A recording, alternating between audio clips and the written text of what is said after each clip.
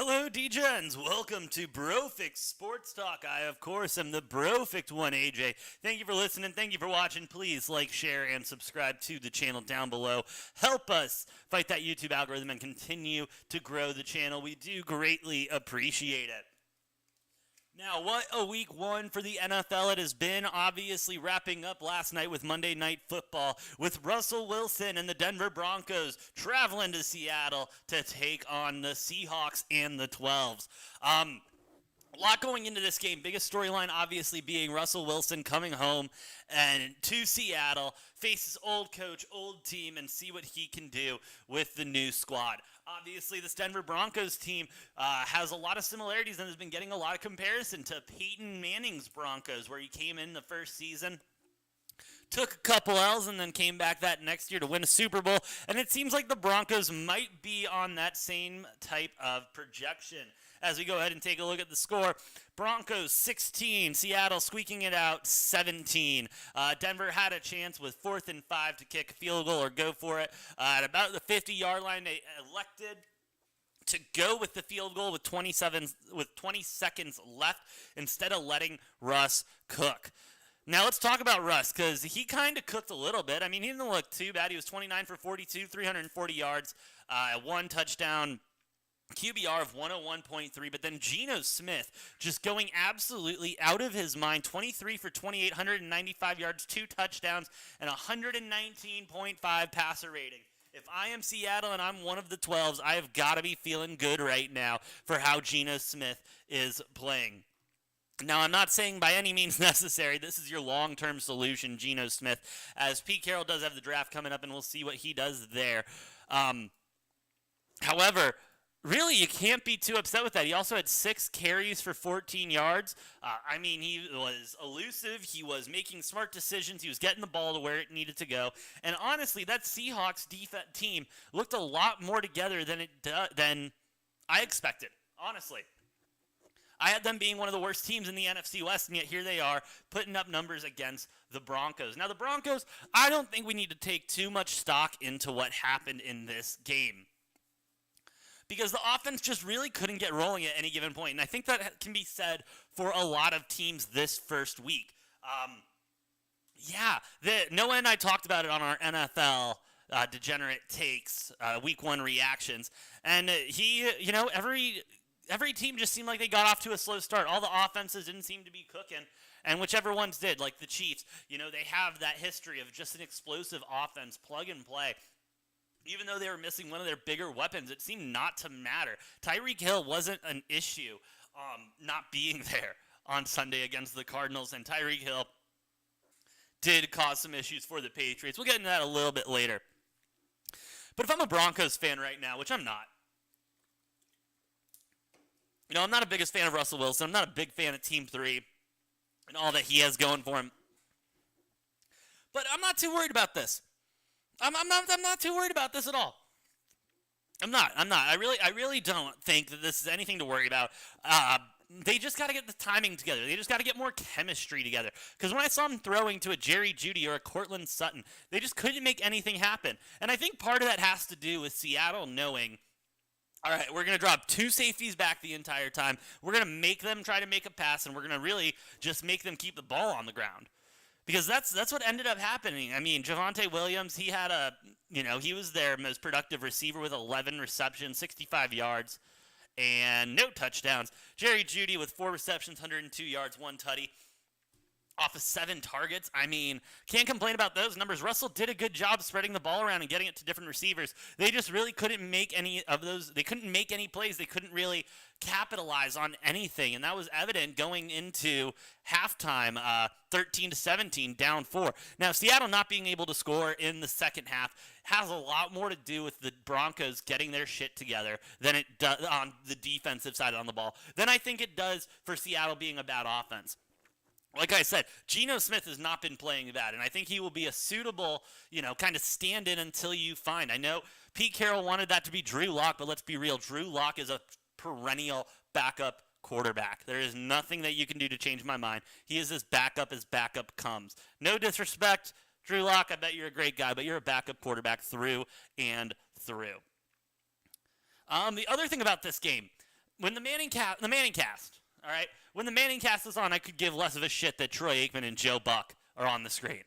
All right, in ESPN, they're going to be doing this throughout the season. They're going to have this Manning cast, and then they're going to have, Joe Buck and Troy Aikman calling the rest of the games, which was a power move by ESPN to get Joe Buck and Troy Aikman away from Fox, I want to say.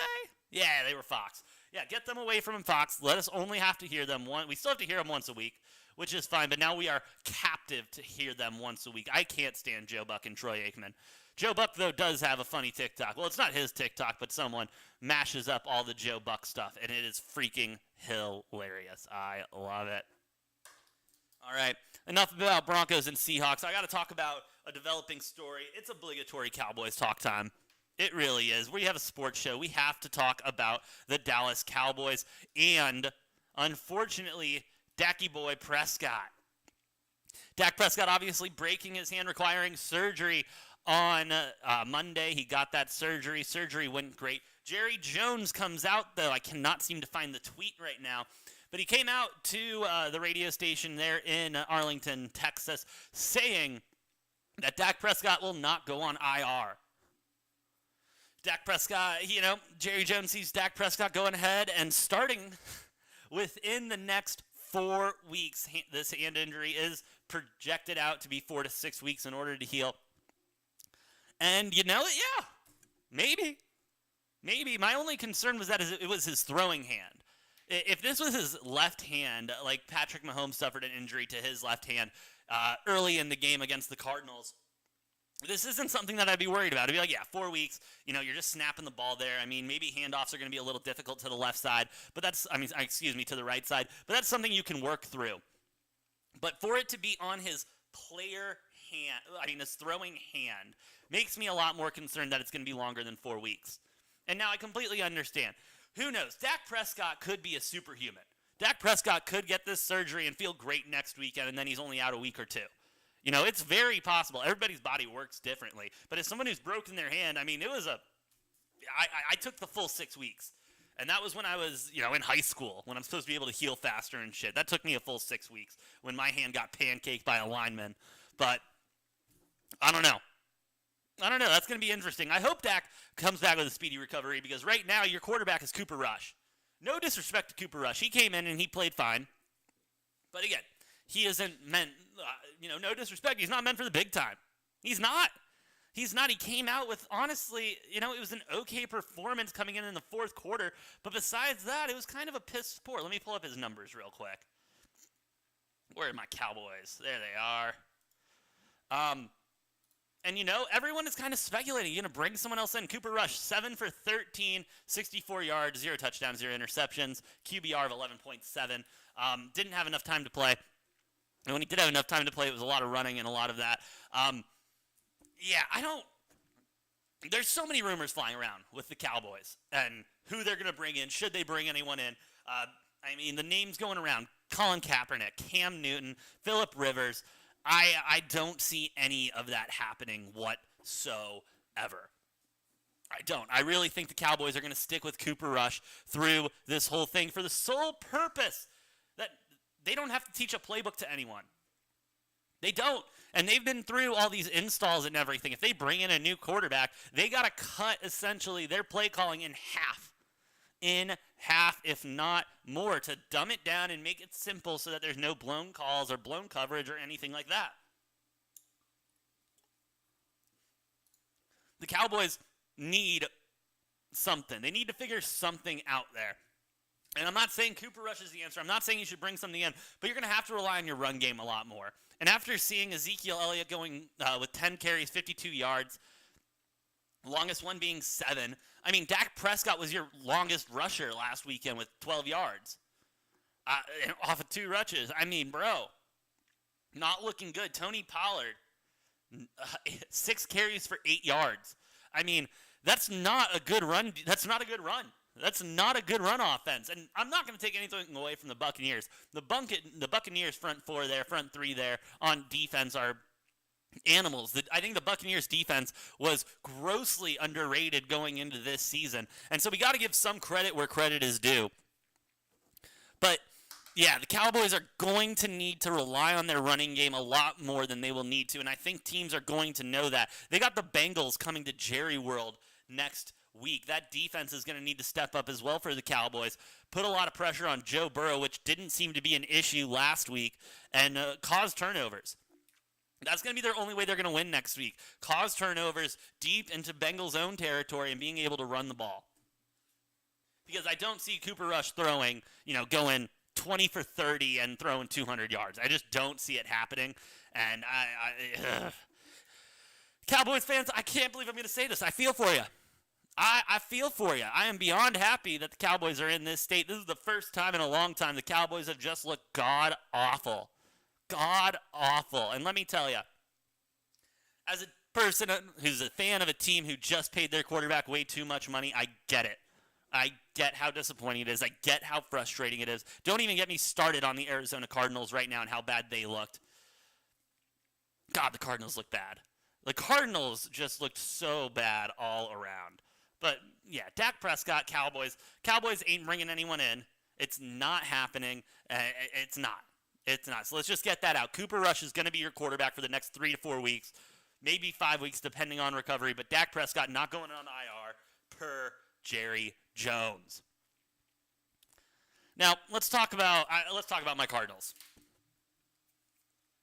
I have been trying to stay positive about my Cardinals. I really have been trying to stay positive about my Arizona Cardinals, and it's just getting hard.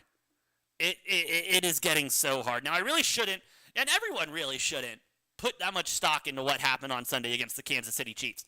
That was a pissed-off Kansas City team who lost to the Bengals in the AFC Championship game, lost their Super Bowl berth after an incredible season. Clearly the better team in that game, but the Bengals just going on an absolute Cinderella run to wrap up the season. We forgot. This was going to be Kansas City. It was always going to be Kansas City. Even if the Cardinals had D-Hop, it was always going to be Kansas City. With that being said, though, the Cardinals are going to struggle to win games until DeAndre Hopkins is back. AJ, what do you mean by that? Actually, you know what? Not just DeAndre Hopkins, until J.J. Watt's back, too. AJ, why do you say that? They're just two players. Yeah, they're two star players. They're two players who paid a shit ton of money to come to the team and perform. And right now on the sideline, they can't perform. Cardinals are going to the Raiders next week. With a pissed-off Raiders team who just lost to the Chargers, right? Yeah, that was a great fucking game. Justin Herbert looking unbelievable. But yeah, they're going to the Raiders with that defense, with that offense. I mean, something's got to change. Something's got to change. The intensity's got to change. The leadership has got to change. We need everything to change. Cliff Kingsbury even came out and said, yeah, the intensity wasn't there. We need more intensity. We need to be intense. Yeah. Because when I was watching that game, it was like watching a walkthrough. It was like I was back at day one of open training camp for the Cardinals, watching everyone walk through all the plays and everything. Piss poor. Piss poor is probably the best way to describe this Arizona Cardinals team. And now, AJ, why do they need D-Hop? Why do they need J.J. Watt? Because they just look so lost out there. I think that's the best way to describe it. Even though you have Kyler Murray out there who's supposed to be a generational quarterback, supposed to be your leader throughout the whole thing, they looked lost. They looked lost. They looked like a team filled with a bunch of rookies who had no idea what they were doing. It was piss poor. Kyler Murray with a 52.9 QBR. Just sad. 22 for 34, 193 yards, 2 touchdowns. How much did he rush for? 5 carries, 29 yards. 5 carries, 29 yards.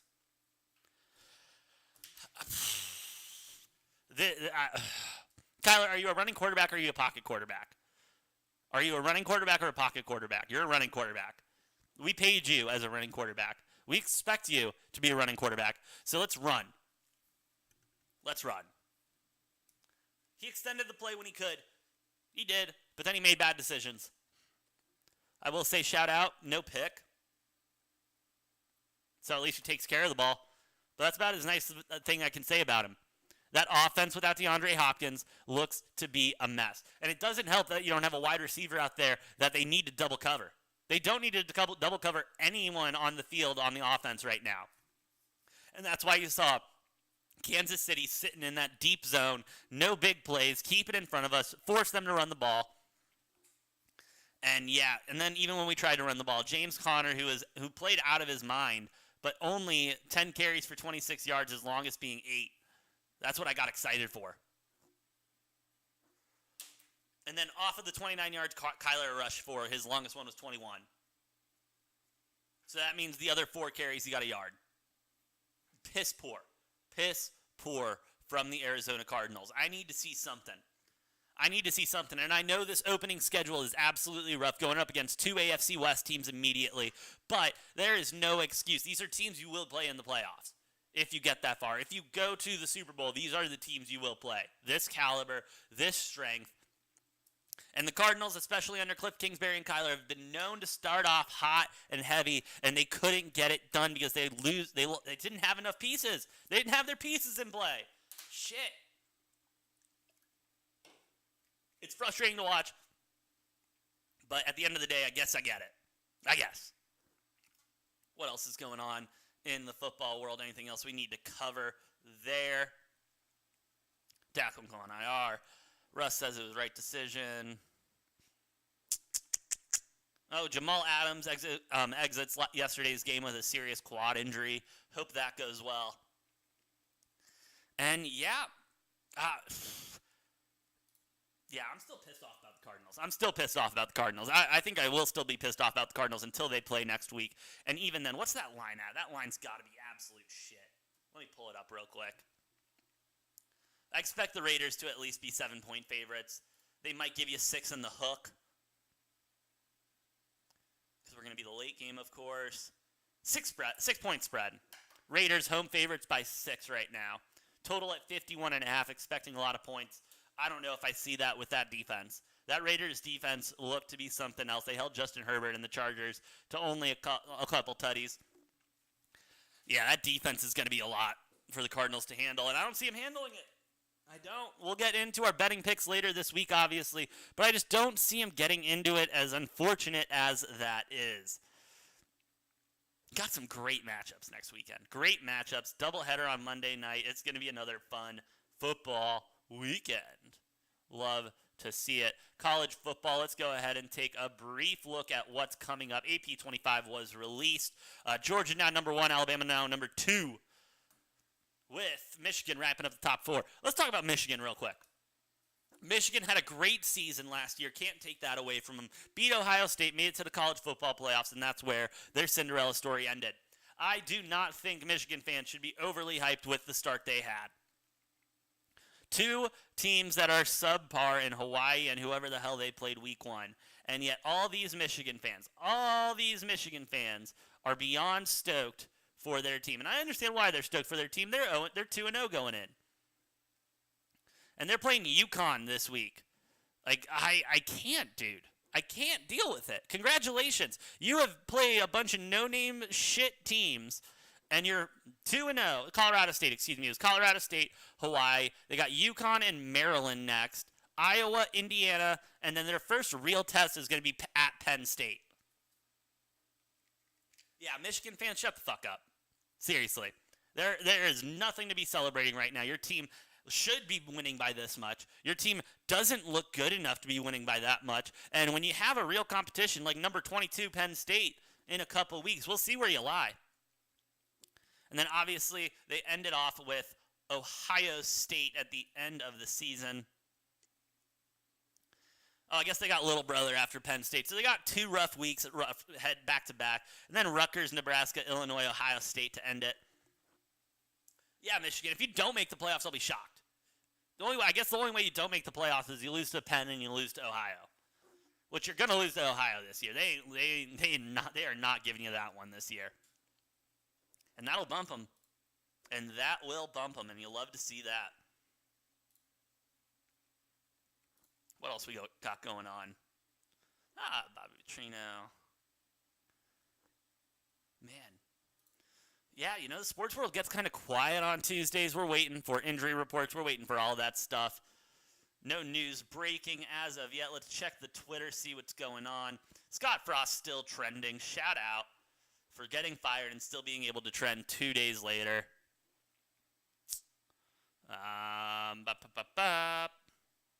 Yeah, nothing else really going on. Waiting for week 2. I'm waiting for the rest of the lines to come out so that I can start handicapping that Chargers-Chiefs game, because that's going to be an absolute barn burner. Line right now is at 54.5, and I think, all the lines are up. Hell yeah, same game parlay. Look for that video to be coming shortly. But yeah, the Kansas City Chiefs, we can go ahead and just talk about it real quick before I end up handicapping it later this week. Kansas City Chiefs are going to be 3.5-point home favorites against the Chargers, with the total at 54.5. A lot of points for two highly explosive offensive teams with defenses that are nothing to shake a finger at. The defenses aren't that bad. They look pretty solid. It's going to be a hell of a game.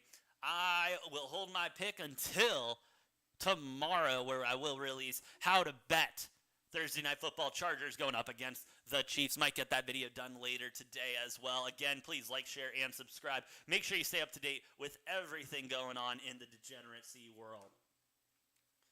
But yeah, I mean, nothing else really going on. I can go on and on, honestly, talking about football and stuff, but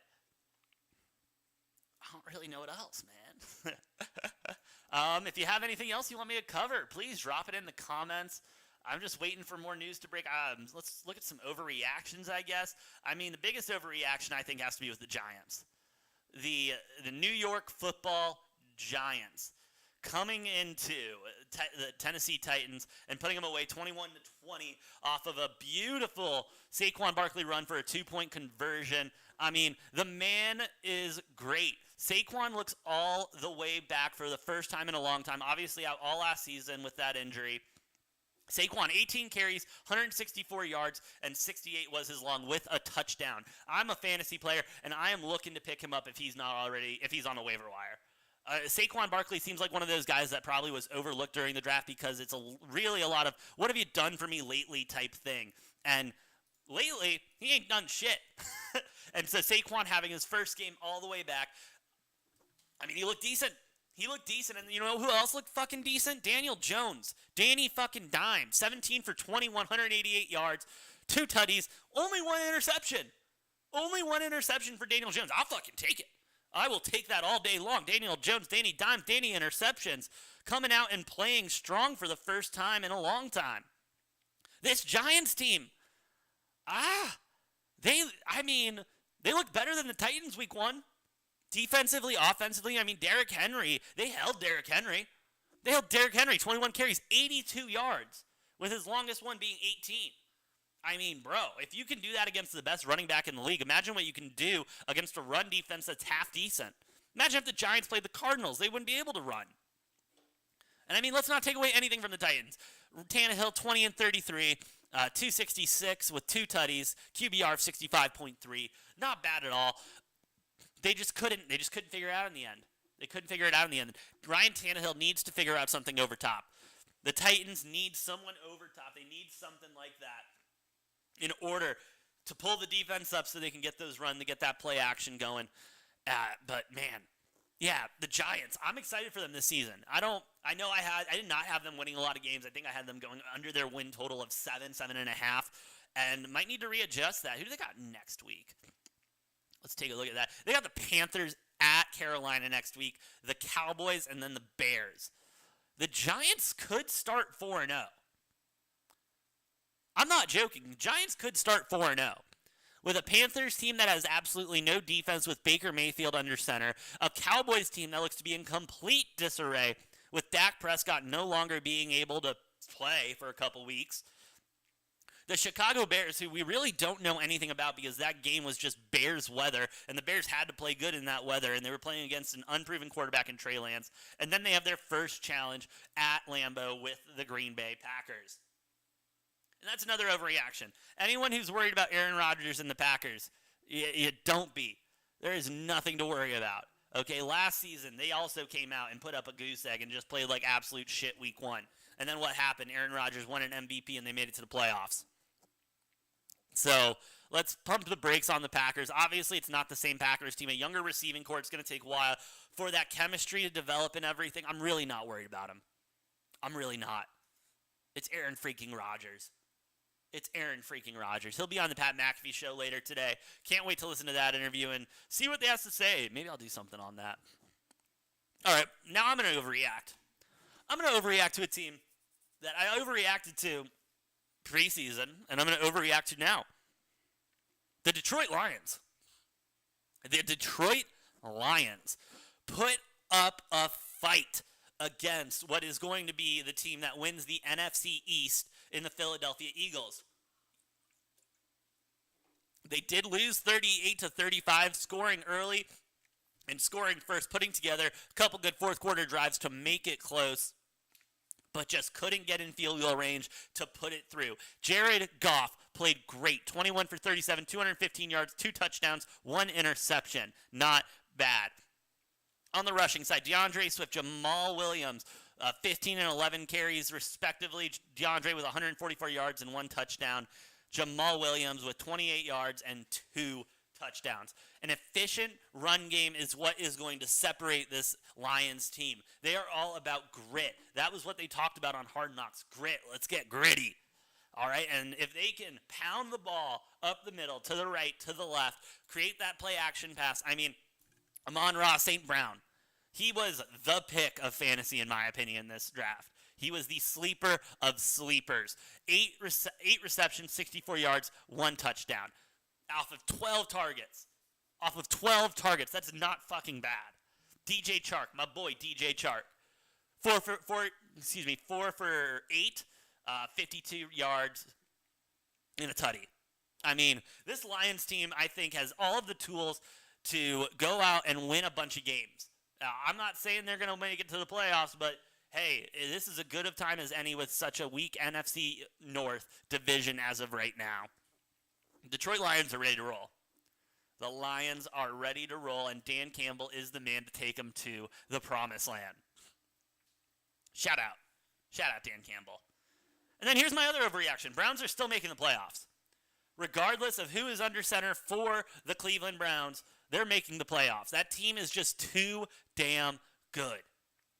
And Noah and I talked about this when we were handicapping the game for week 1. It doesn't matter who the Browns have under quarterback. Jacoby Brissett has been a clock manager. He is a play manager. He is someone who just kind of controls the flow of the game, which is what you need in this type of an offense if you're not going to be a superstar runner or a superstar quarterback like Deshaun Watson.